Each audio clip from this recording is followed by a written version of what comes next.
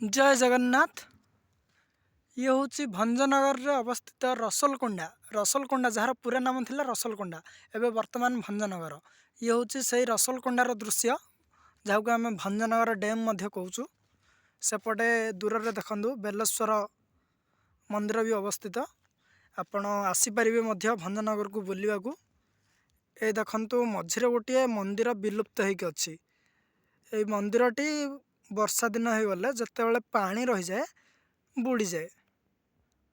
बहुत पुरातन शिव मंदिर थिला। ये यही घाई भितर छेदा भुई नामक एक ग्राम बुड़ी जाइए।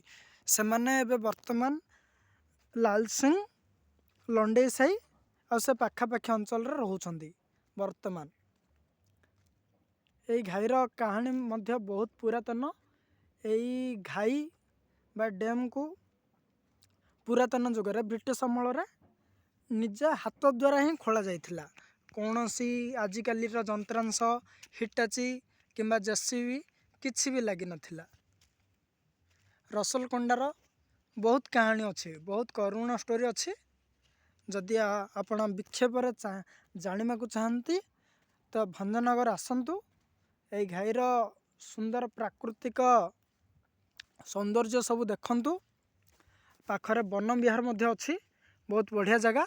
सेपटे देखो दूर रे जो पहाड़ अच्छे सेटा स्वरादेवी पहाड़। सेपटे माँ देवी मंदिर अच्छी। बहुत भंजनगर आपण बुलवा को आसतु। थरे बुलवा को आसले जानिबे भंजनगर सबकिछि भल लगे। खाइबा पीबा रहिबा सबकिछि भल लगे। आपण आसतु थरे। जय जगन्नाथ। रोज।